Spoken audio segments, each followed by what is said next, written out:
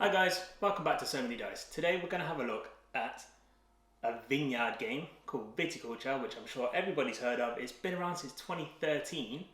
It's currently ranked 7.5 on BGG, and its overall ranking is 248, which is not bad going at all considering how many games come out every year and how many games have been released since 2013. You are going to inherit a vineyard from your parents. That's very generous of them, but it is a bit run down, and it's your job to do it up, get some workers, and basically make, harvest, and sell wine. I'll run through the board in a second, but I just want to say this is a game I picked up quite early just because I heard so many good things about it. It is a classic, well, modern classic. And I do think it is very beginner friendly. Like, I still class myself as a beginner. I've only been in this hobby a couple of months. And this is a Euro game I think any beginner could pick up and play really quickly. I must say I've only played it at 2 players so far. I know a lot more opens up when you play with more people. I don't have any expansions yet, but I do intend to get the Tuscany one because a lot of people say you don't really experience this game until you've got the Tuscany expansion, so that is on my list of things to get. Right now I'm not delving too much into expansions just because there's so much out there and there's so much coming out. I'm currently at the point where I'm probably playing a game 2, 3, 4 times and then moving on to the next one. Just because there's so much out there and I probably only get a couple of nights of the week to actually play games. I'm kind of just trying to get as many in as possible right now, and then when I feel like I've got a substantial collection and I'm fairly happy, that's when I think I'm going to delve into expansions. Anyway, let's have a look at this game, have a look at what you can do, and I'll give you my 2 cents at the end. Let's dive into it, hey? So let's have a look at Spring, which is this part of the board. You've got this track. The further down the track you go, the better the rewards are. But if you went here, for example, number 7, to gain this extra worker for the year, and your opponent goes to any of the higher ones, this one, number 4, would gain a lira. That means this person now is number 1. So they'll be able to pick the locations they want first before you. Once you go into winter, it's a good idea to move your chicken over the line, just so you have a reminder of what phase you're in. I'll quickly go over the summer locations. If you were to go here, you could play a summer card. This one is draw a vine card. This one is simple. Give a tour to gain 2 lira. Build a structure. Plant a vine. Sell at least 1 grape, or buy or sell 1 field. Those are your summer actions. Let's have a look at these location markers for a second. Any 2-player game, you'll only be able to go to the first one. If you went into the middle one, that's for 3 or 4 players, and the last one is 5 or 6 players, meaning you'll be able to use all 3 if you're in a 5 or 6 player game. The image on the center, these are bonuses. So if you were playing more than 2 players, the second player could go to this location and draw a second card. So they'd be taking 2 cards rather than 1. Let's have a quick look at the cards in this game and what is on them. Starting with the vine cards. Vine cards, quite simply, the cards that are going to have the vines you plant in your fields to harvest later on in the game. They'll have their indicator to tell you what it is you're growing, white wine, red wine, and how much it's worth. It also has indicated on it the extra requirements you will need upgraded on your player board to plant these in your fields. Once harvest, each wine goes into your crush pad. Your summer and winter cards are just going to be visitors that come and visit your vineyard. Each card will have perks on them. So for example, build 1 structure at its regular cost. Then if you have at least 6 structures, gain 2 victory points. Remember, you also need to play one of your workers in the winter location to play the winter card, and in the summer you've got a location to play summer cards. Gain 4 lira or draw 2 vine cards and 1 winter card. So they're quite helpful, they're really useful cards, these. That's why I think it's important to upgrade your cottage on your player map so you can draw more of these throughout the years you go through the game. And lastly, your order cards. You're going to, from your cellar, produce wines to fulfill these orders. I mean, 4 white wine and 7 sparkling, that is going to get you a lot of victory points and lira for residual coins. When you see this symbol, it means this mat just here, this little area. So you see it's got 2 lira. You'd receive 2 at the end of the year. If you fulfill both of these, you get the 1, it goes up to 3, so you receive 3 lira at the end of this year, as well as the victory points stated. But remember, you also have to play a worker to fulfill each of these orders. Playing 2 cards rather than 1, gaining a point, gaining an extra lira, planting an extra vine, gaining 1 lira for building a structure. If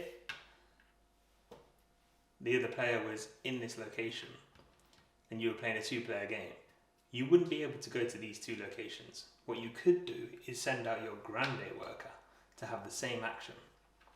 This is the only time you could go to the same location as another player, is if you send out your grande worker. Just be careful and pick and choose wisely when you want to do this. When you go into fall, you're going to draw 1 visitor card. Summer card, winter card. If on your player board you had upgraded your cottage, you could draw an extra card of each. The winter locations, draw 1 order card, play a winter card, harvest 1 field, make up to 2 wine tokens, pay 4 lira to train a worker. That's important, you want as many workers as possible. This worker would stay on the board until the end of year, and then the next year both of these workers would go onto your board. Fulfill an order. This location is available at any time. You could simply go there and gain 1 lira. It's just a cheeky way to get some more cash. When you go here and fulfill an order, move up the victory track to the point shown.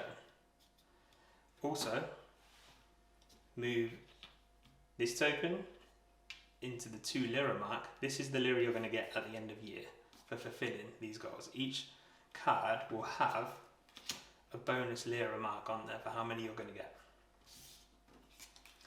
You'll notice you start here and you have minus locations up to -5. That's because some of the winter and summer cards will have cards where you could sacrifice victory points for money, for example, if you choose to do so. End game is triggered when the first player gets to 20 victory points. You can get more, but as soon as you go past the 20, it's game over regardless of where the other player currently sits. Right, this is your player board. You've got 3 fields at the top, and you'll notice each field has a number, 5, 6 and 7. So when you pull your vine cards, they have this number on them. You basically add up the number until you reach the number on the field. You can't go over. So for example, this one can hold 5, so these 2 cards add up to 5 and can go into this field. Again, this one holds 6, and the last one, 7. You'll see on some of the cards, there's certain buildings or upgrades you'll need to make to your map before you can play cards. The irrigation and the trellis.